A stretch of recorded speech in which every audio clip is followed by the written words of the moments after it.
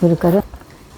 ಹರಿಕಥಾಮೃತ ಸಾರ ಗುರುಗಳ ಕರುಣದಿಂದ ಪನಿತು ಪೇಳುವೆ ಪರಮ ಭಗವದ್ಭಕ್ತರಿದನಾದರದಿ ಕೇಳುವುದು. ಕಡು ಕರುಣೆ ನೀನೆಂದರಿದು ಹೇರೊಡಲ ನಮಿಸುವೆ ನಿನ್ನೆಡೆಗೆ ಬೆಂಬಿಡದೆ ಪಾಲಿಸು ಪರಮ ಕರುಣಾ ಸಿಂಧು ಎಂದೆಂದು. ನಡುವೆ ಬರುತ್ತೆಪ್ಪ ವಿಘ್ನವ ತಡೆದು ಭಗವನ್ನಾಮ ಕೀರ್ತನೆ ನುಡಿದು ನುಡಿಸೆನ್ನಿಂದ ಪ್ರತಿ ದಿವಸದಲ್ಲಿ ಮರೆಯದಲೇ. ಪಂಚತನ್ಮಾತ್ರ ಸಂಧಿಯಲ್ಲಿ 18ನೇ ಪದ್ಯ.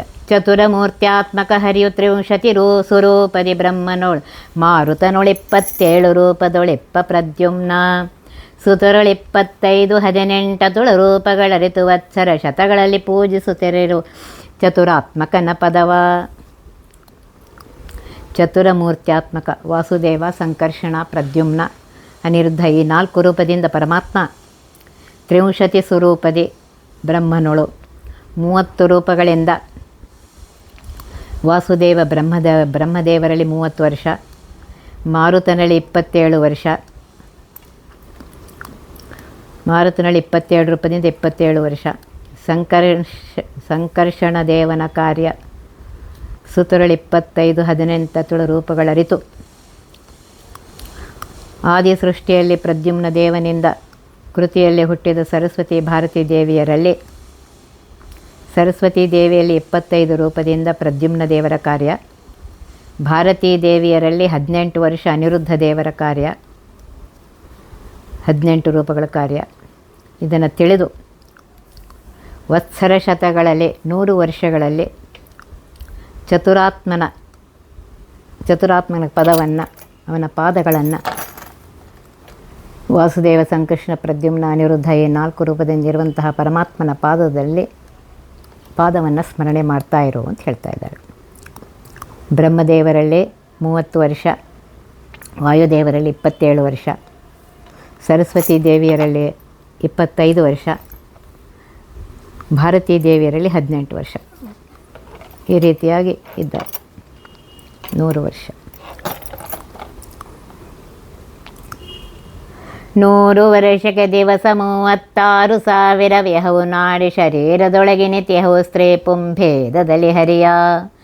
ಏರಧಿಕ 70,000 ಮೂರುತಿಗಳನ್ನು ನೆನೆದು ಸರ್ವಾಧಾರಕನ ಪೂಜಿಸುತ್ತ ಸರ್ವತ್ರ ಪೂಜಿಸು ಪೂರ್ಣನೆಂದರಿದು. 100 ವರ್ಷಕ್ಕೆ ಮನುಷ್ಯನ ಆಯುಷ್ಯ 100 ವರ್ಷ ಅಂತ ಇದೆ ಕಲಿಯುಗದಲ್ಲಿ. ಈ 100 ವರ್ಷಕ್ಕೆ 360 ದಿವಸಗಳಂತೆ 100 ವರ್ಷಕ್ಕೆ 36,000 ಆಗುತ್ತೆ. ಈ ಕಾಲನಾಮಕ ಬಹಿರ್ರೂಪಗಳೇ ದೇಹದ ಭಾಗದಲ್ಲಿ 36,000 ಮಹತ್ತತ್ವಾತ್ಮಕ ನಾಡಿಗಳಲ್ಲಿ ಪುರುಷ ರೂಪಗಳು, ಹಗಲಿಗೆ ನಿಯಾಮಕ ರೂಪಗಳಾಗಿವೆ. ಎಡಭಾಗದಲ್ಲಿರುವ ಅಹಂಕಾರ ತತ್ವಾತ್ಮಕ ನಾಡಿಗಳು 36,000, ಅಲ್ಲಿ ಪರಮಾತ್ಮನ ಸ್ತ್ರೀ ರೂಪಗಳು, ರಾತ್ರಿ ನಿಯಾಮಕ ರೂಪಗಳು. ಈ ರೀತಿಯಾಗಿ ಒಟ್ಟಿಗೆ 36,000 ಅಂದರೆ 72,000 ನಾಡಿಗಳಲ್ಲಿ ಪುರುಷ ಸ್ತ್ರೀ ಭೇದದಿಂದ ಪರಮಾತ್ಮ 72,000 ರೂಪಗಳಿಂದ ಇದ್ದಾನೆ ಅಂತ ತಿಳಿದುಕೊಂಡು ಮೂರ್ತಿಗಳ ನೆನೆದು ಆ ಪರಮಾತ್ಮನ ಮೂರ್ತಿಗಳನ್ನು ಸ್ಮರಿಸುತ್ತಾ ಸರ್ವಾಧಾರಕನ, ಸರ್ವ ಜಡಚೇತನರಿಗೆ ಆಧಾರನಾಗಿರುವ ಬಿಂಬರೂಪಿ ಪರಮಾತ್ಮನನ್ನು ಸರ್ವತ್ರ ಎಲ್ಲ ಠಾವಿನಲ್ಲಿ ಪೂಜಿಸಬೇಕು ಅಂತ ಹೇಳ್ತಾರೆ. ಮೂಲ ರೂಪ ಹೇಗೆ ಪೂರ್ಣವಾಗಿದೆಯೋ ಅದರಂತೆ ಎಲ್ಲ ರೂಪಗಳು ಪರಮಾತ್ಮನ ಪೂರ್ಣವೇ ಆಗಿದೆ ಅಂತ ತಿಳ್ಕೋಬೇಕು.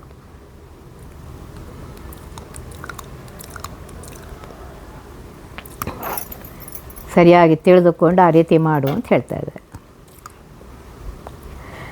ವರ್ಷಕ್ಕೆ ಆಗುವ ಹಗಲು ರಾತ್ರಿಗಳ ಸಂಖ್ಯೆಗನುಗುಣವಾಗಿ 72,000 ನಾಡಿಗಳಲ್ಲಿ ಇರುವಂತಹ ಭಗವದ್ ರೂಪಗಳನ್ನು ಯಾವಾಗಲೂ ನೆನೆಯಬೇಕಂತ ಹೇಳ್ತಾ ಇದ್ದಾರೆ. ಕಾಲಕರ್ಮ ಗುಣ ಸ್ವಭಾವಗಳಾಲಯನು ತಾನಾಗಿ ಲಕ್ಷ್ಮೀ ಲೋಲ ತತ್ತದ್ರೂಪನಾಮದೆ ಕರೆಸುತ್ತೊಳಗೆದ್ದೋ. ಲೀಲೆಯಿಂದಲೇ ಸರ್ವಜೇವರ ಪಾಲಿಸುವ ಸಂಹರಿಸಿ ಸೃಷ್ಟಿಪ ಮೂಲ ಕಾರಣ ಪ್ರಕೃತಿ ಗುಣ ಕಾರ್ಯಗಳ ಮನೆ ಮಾಡಿ. ಬಿಂಬರೂಪಿಯಾಗಿರುವಂತಹ ಪರಮಾತ್ಮನು ಮೂಲನಾರಾಯಣನಿಗೆ ಅತ್ಯಂತ ಅಭಿನ್ನನಾಗಿದ್ದಾನೆ. ಅಂದರೆ ಬಿಂಬನು ಮೂಲನಾರಾಯಣನು ಒಬ್ಬನೇ. ನಿತ್ಯರಾಗಿರುವಂತಹ ರಮಾದೇವಿಯಲ್ಲಿ ನಿಂತು ಲಕ್ಷ್ಮೀದೇವಿಯ ದ್ವಾರ ನಿತ್ಯರಾದ ಅಂದರೆ ಜೀವರು, ಅನಾದಿ ಕರ್ಮ ನಿತ್ಯ, ಮಹಾಕಾಲ ನಿತ್ಯ, ಜೀವರು ತ್ರಿವಿಧರು. ಇವರ ಗುಣ ಸ್ವಭಾವಗಳು ನಿತ್ಯವಾಗಿವೆ. ಇವುಗಳಲ್ಲಿ ಮಹಾಲಕ್ಷ್ಮಿ ಆಲಂಗಿತ ಶ್ರೀ ರಮಾದೇವಿಯಲ್ಲಿ ರಮಿಸಿ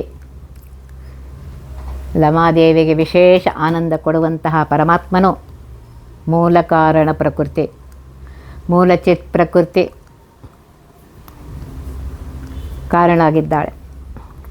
ಜಡ ಪ್ರಕೃತಿಯ ಕಾರ್ಯ ಮಹಾಲಕ್ಷ್ಮೀ ದೇವಿಯ ದ್ವಾರ ಯಾವ ಜೀವರಿಗೆ ಯಾವ ಕಾಲ ಸೃಷ್ಟಿ ಅವರವರ ಅನಾದಿ ಕರ್ಮದಂತೆ ಅವರವರ ಗುಣ ಸ್ವಭಾವದಂತೆ ಯಾವ ಯಾವ ಕಾಲಕ್ಕೆ ಯಾವ ಯಾವ ದೇಹವನ್ನು ಕೊಡಬೇಕೋ ಅದನ್ನು ಕೊಟ್ಟು ಲಕ್ಷ್ಮೀ ಲೋಲನ ಲಕ್ಷ್ಮೀಪತಿಯಾಗಿರುವಂತಹ ಪರಮಾತ್ಮ ತತ್ತದ್ರೂಪ ತನ್ನಾಮ ಆಯಾ ರೂಪ ಆಯಾ ನಾಮಗಳಿಂದ ಕರೆಸುತ್ತಾ ತಾನೇ ಎಲ್ಲ ಜೀವರಲ್ಲಿ ಒಳಗಿದ್ದು ಕಾಲ ಗುಣ ಕರ್ಮ ಸ್ವಭಾವದ ಅನುಸಾರವಾಗಿ ತಾನೇ ಅಂತರ್ನಿಯಾಮಕನಾಗಿದ್ದು ಕಾಲಗುಣ ಕರ್ಮಕ್ಕನುಸಾರವಾಗಿ ಲೀಲೆಯಿಂದಲೇ ಇಷ್ಟೆಲ್ಲ ಅನಂತ ಜೀವರಲ್ಲಿ ಇದ್ದು ಅವನಿಗೆ ಯಾವ ಶ್ರಮವೂ ಇಲ್ಲ. ಇಚ್ಛಾ ಮಾತ್ರ ಪ್ರಭು ಸೃಷ್ಟಿಯಂತೆ ಸರ್ವ ಜೀವರನ್ನು ಸೃಷ್ಟಿ ಮಾಡ್ತಾನೆ. ಬ್ರಹ್ಮರೂಪದಿಂದ ತಾನೇ ಪಾಲಿಸ್ತಾನೆ. ಬ್ರಹ್ಮರೂಪದಿಂದ ಸೃಷ್ಟಿ ಮಾಡ್ತಾನೆ, ವಿಷ್ಣು ರೂಪದಿಂದ ತಾನು ಪಾಲಿಸ್ತಾನೆ, ರುದ್ರ ರೂಪದಿಂದ ಸಂಹಾರ ಮಾಡ್ತಾನೆ. ಇದೇ ಪರಮಾತ್ಮನ ಲೀಲೆ ನೋಡ್ರಿ. ಕಾಲ ಗುಣ ಕರ್ಮ ಗುಣ ಸ್ವಭಾವಗಳಲ್ಲಿ ತತ್ತದ್ರೂಪ ತನ್ನಾಮನಾಗಿದ್ದು ಇಚ್ಛಾ ಮಾತ್ರದಿಂದ ಸಮಸ್ತ ವಿಶ್ವದ ಸೃಷ್ಟ್ಯಾದಿಗಳನ್ನು ಮಾಡ್ತಾನೆ ಪರಮಾತ್ಮ. ಆ ಪರಮಾತ್ಮನ ಲೀಲೆ ಎಷ್ಟಿದೆ ನೋಡ್ರಿ. ತಿಲಜವರ್ತಿಗಳನುಸರಿಸಿ ಪ್ರಜ್ವಲಿಸಿ ದೀಪಗಳ ಆಲಯದ ಕತ್ತಲೆಯ ಭಂಗಿಸಿ ತದ್ಗದಾರ್ಥವ ತೋರುವಂದದಲೇ ಜಲರು ಹೇಕ್ಷಣ ತನ್ನವರ ಮನದೊಳಗೆ ಭಕ್ತಿ ಜ್ಞಾನ ಕರ್ಮಕ್ಕೆ ಒಲಿದು ಪೊಳೆವುತ ತೋರುವನು ಗುಣರು ಉಪಕ್ರಿಯೆಗಳನ್ನು. ತಿಲಜವರ್ತಿಗಳನ್ನು ತಿಲಜ ಅಂದರೆ ಎಣ್ಣೆ, ವರ್ತಿ ಅಂದರೆ ಬತ್ತಿಗಳು. ಎಷ್ಟು ಎಣ್ಣೆ ಇರುವುದೋ, ಎಣ್ಣೆಯಲ್ಲಿ ಬತ್ತಿ ಎಷ್ಟು ದಪ್ಪವಾಗಿರೋದು ಅದಕ್ಕೆ ಸರಿಯಾಗಿ ದೀಪ ಪ್ರಕಾಶ ಕೊಡುತ್ತದೆ.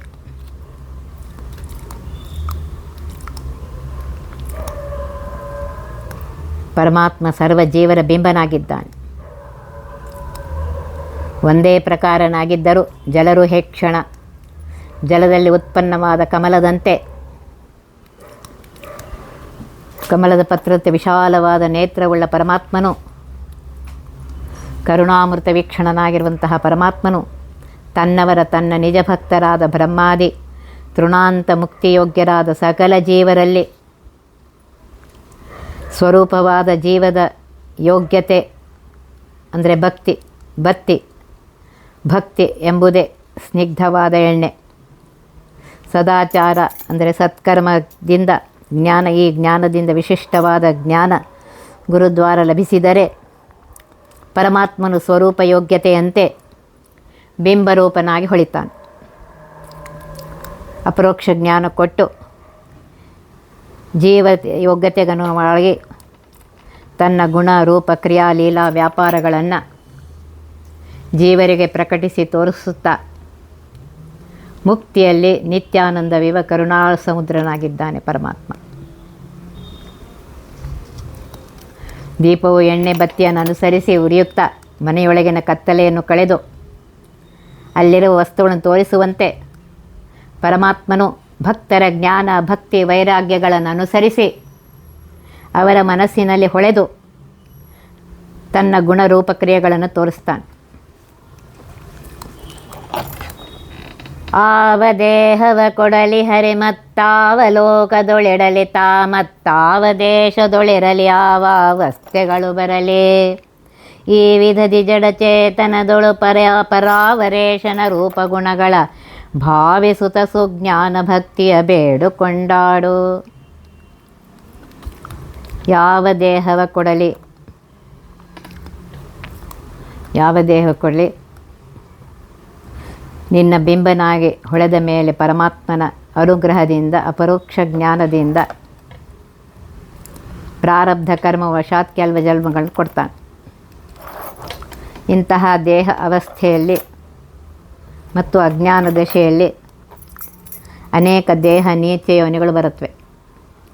ಆಯಾ ಕಾಲ ದೇಶ ಅವಸ್ಥಾ ಭೇದದಿಂದ ಪರಮಾತ್ಮನೇ ಕೊಟ್ಟಂತಹ ಆ ದೇಹವನ್ನು ಅನುಭೋಗಿಸಿ ಕರ್ಮ ವಿಪಾಕ ಮುಗಿದ ಮೇಲೆ ಈ ಮಾನ ದೇಹ ಕೊಟ್ಟಾಗ ಗುರುಗಳ ಅನುಗ್ರಹದಿಂದ ಜ್ಞಾನವನ್ನು ಪಡೆದು ಹಿಂದೆ ಹೋದ ಅನೇಕ ಜನ್ಮಗಳು, ಮುಂದೆ ಬರುವ ಅನೇಕ ಜನ್ಮಗಳು, ಈಗಿರುವ ದೇಹವು ಯಾವ್ಯಾವ ದೇಹ, ಯಾವ್ಯಾವ ದೇಶ, ಯಾವ್ಯಾವ ಅವಸ್ಥಾದಲ್ಲಿ ಬಾಲ್ಯಾದಿ ಅವಸ್ಥಾಗಳು, ಜಾಗೃತ, ಸ್ವಪ್ನ, ಸುಷುಪ್ತಾದಿ ಅವಸ್ಥಾಗಳು ಬಂದರೂ ಈ ಪ್ರಕಾರ ಸರ್ವ ದೇಹ, ಸರ್ವ ದೇಶ, ಸರ್ವಕಾಲ ಅವಸ್ಥಾಗಳನ್ನು ಪ್ರೇರಿಸುವವನು ಅಂತರ್ನಿಯಾಮಕನಾಗಿ ಪರಮಾತ್ಮ ಇದ್ದಾನೆ. ಜಡಚೇತನಗಳ ಹಿಂದಿನ ಪದ್ಯಗಳು ವಿವರಿಸಿದಂತೆ ಉತ್ತಮರಿಗೆ, ಸಾಮಾನ್ಯರಿಗೆ, ಎಲ್ಲರಿಗೂ, ಲಕ್ಷ್ಮೀ ಬ್ರಹ್ಮಾದಿ ದೇವಾದಿಗಳಿಗೆ ಅವರವರು ಎಲ್ಲ ಅಧಮಾಧಿಕಾರಿಗಳು ಮೊದಲು ಮಾಡಿ ರಜೋ ತಮಸ್ ಜೀವರಿಗೆ ಅಥವಾ ಜಡಚೇತನರಿಗೆ ಈಶನ ರೂಪ ಗುಣಗಳನ್ನು ಭಾವಿಸುತ್ತಾ ತಿಳಿದು ಚಿಂತನೆ ಮಾಡುತ್ತಾ ಸುಜ್ಞಾನ, ಸಮೀಚೀನವಾದ ಜ್ಞಾನ ಅಂದರೆ ಪರಮಾತ್ಮನೇ ಸರ್ವತಂತ್ರ ಸ್ವತಂತ್ರ, ಎಲ್ಲರೂ ಪರಮಾತ್ಮನ ಅಧೀನರು, ಎಲ್ಲರೂ ಎಲ್ಲ ಕಾಲಕ್ಕೂ ಪರಮಾತ್ಮನ ದಾಸರು, ಪಂಚಭೇದ ತಾರತಮ್ಯ, ಸುಜ್ಞಾನ ಭಕುತೆ ಅಂದರೆ ನಿರವಧಿಕ ಪ್ರೇಮ, ನಿರ್ವ್ಯಾಜವಾದ ಭಕ್ತಿಯನ್ನು ಬೇಡು, ಪ್ರಾರ್ಥಿಸು ಅಂತ ಹೇಳ್ತಾರೆ. ಕೊಂಡಾಡು, ಆ ಪರಮಾತ್ಮನೇ ಸರ್ವೋತ್ತಮ, ಸರ್ವೋತ್ಕೃಷ್ಟ, ಸರ್ವಸ್ವಾಮಿ, ಮಮ ಸ್ವಾಮಿ ಅಂತ ಸ್ತೋತ್ರ ಮಾಡುತ್ತಾ ಅವನನ್ನು ಕೊಂಡಾಡ್ತಾ ಇರು.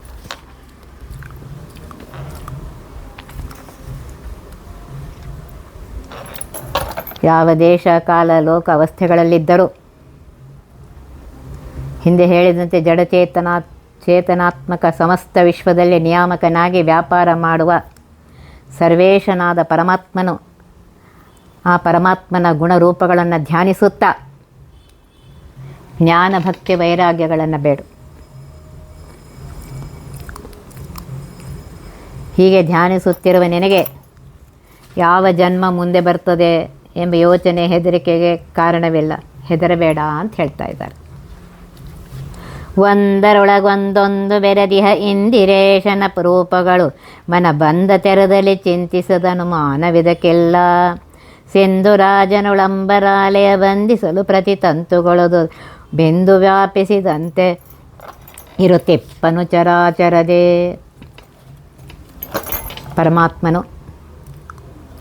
ಪರಮಾತ್ಮನ ರೂಪಗಳು ಒಂದರೊಳಗೊಂದು ಸೇರಿವೆ.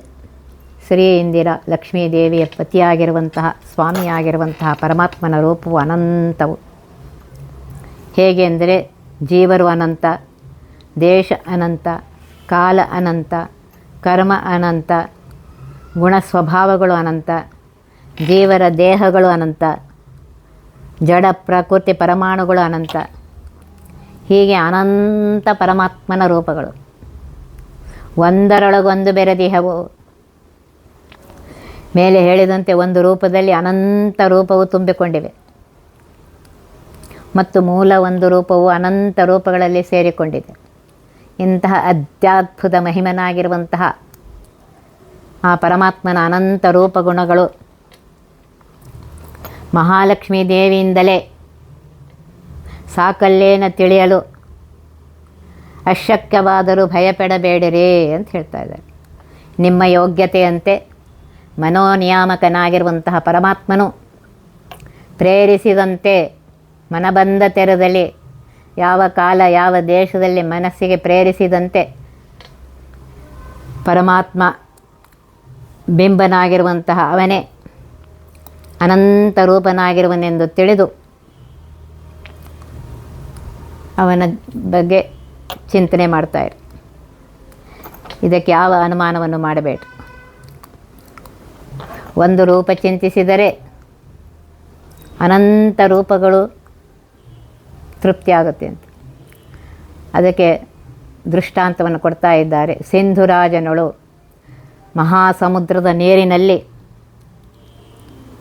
ಅಂಬರಾಲಯ ಅರಿವೆಯಿಂದ ರಚಿಸಿದ ಮನೆ ಮಾಡಿ ಕಟ್ಟಲು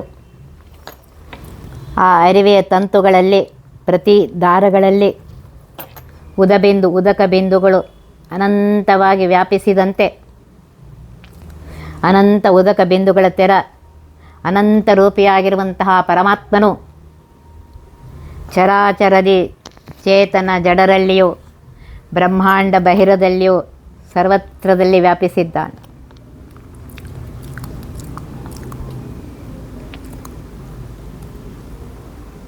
ಎಲ್ಲ ಕಡೆ ವ್ಯಾಪಿಸಿದ್ದಾನೆ ಪರಮಾತ್ಮ. ಹೇಗೆ ಬಟ್ಟೆಯ ಎಳೆಗಳಲ್ಲಿ ಆ ಬಟ್ಟೆಯನ್ನು ನೀರಿನಲ್ಲಿ ಹಾಕಿದರೆ ಎಲ್ಲ ಕಡೆಗೆ ನೀರು ತುಂಬ್ಕೋತದೋ ಹಾಗೆ ಪರಮಾತ್ಮ ಓತಪ್ರೋತನಾಗಿ ಸರ್ವತ್ರದಲ್ಲಿ ವ್ಯಾಪ್ತನಾಗಿದ್ದಾನೆ. ಅವನನ್ನು ಚಿಂತನೆ ಮಾಡು, ಯಾವಾಗಲೂ ಅವನ ಉಪಾಸನೆ ಮಾಡ್ತಾರೆ. ಒಂದು ರೂಪದೊಳೊಂದು ಅವಧದೊಳೊಂದು ರೋಮದೊಳೊಂದು ದೇಶದಿ ಪೊಂದಿಪ್ಪವ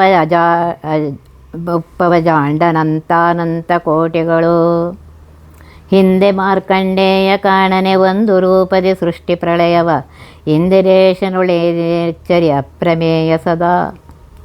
ಒಂದು ರೂಪದಳು ಪರಮಾತ್ಮನ ಅನಂತ ರೂಪಗಳಿದ್ದರು. ಒಂದೇ ವಾಸುದೇವ ರೂಪದ ಒಂದು ಅವಯವದೊಳಗೆ ಒಂದು ಕರಚರಣಾದಿ ಅಂಗಗಳಲ್ಲಿ ಒಂದು ರೋಮಗಳಲ್ಲಿ ಅಜಾಂಡ ಬ್ರಹ್ಮಾಂಡ ಅನಂತಾನಂತ ಕೋಟಿಗಳು ಪೊಂದೆಪ್ಪವು ತುಂಬಿಕೊಂಡಿದೆ.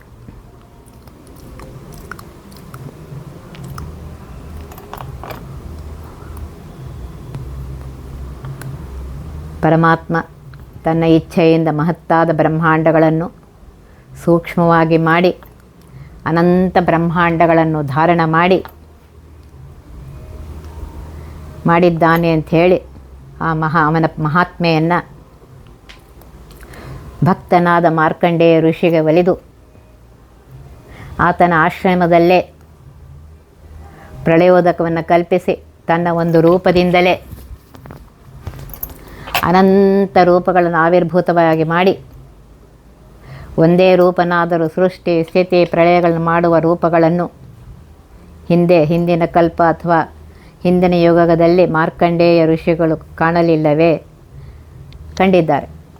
ಪ್ರಳಯೋಕದಲ್ಲಿ ಶಿಶುವಾಗಿರುವ ಮುದ್ದು ಬಾಲನನ್ನು ಎತ್ತಿಕೊಂಡು ಅಪ್ಪಲಿಕ್ಕೆ ಹೋಗಲು ಶಿಶುವಾದ ಹರಿಯ ಶ್ವಾಸನಾಳದಿಂದ ಆ ಶಿಶುವಿನ ಉದರದಲ್ಲಿ ಹೊಕ್ಕು ಅಲ್ಲಿಯೂ ಸೃಷ್ಟಿಸಿತ್ಯ ಅತ್ಯದ್ಭುತ ವ್ಯಾಪಾರ ತೋರಿಸಿದನೆಂದು ಭಾಗವತಾದ ಪುರಾಣಗಳಲ್ಲಿ ಬಂದಿದೆ.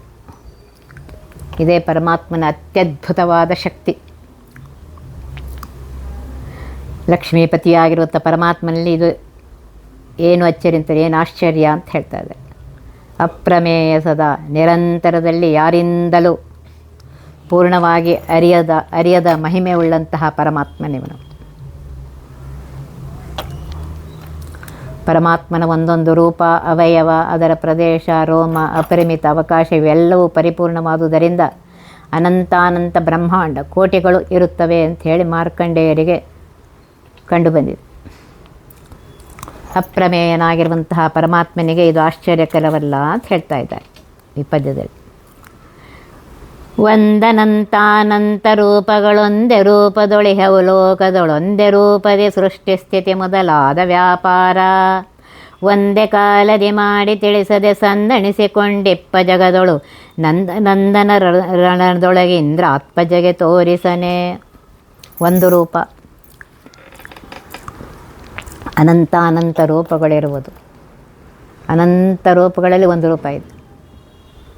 ಮೂಲರೂಪಿ ನಾರಾಯಣನಿಂದ ಅನಂತಾನಂತ ರೂಪ ಪ್ರಾದುರ್ಭವ ಆಗುತ್ತೆ. ಲಯ ಕಾಲದಿ ಅನಂತ ಅವತಾರಾದಿ ರೂಪಗಳು.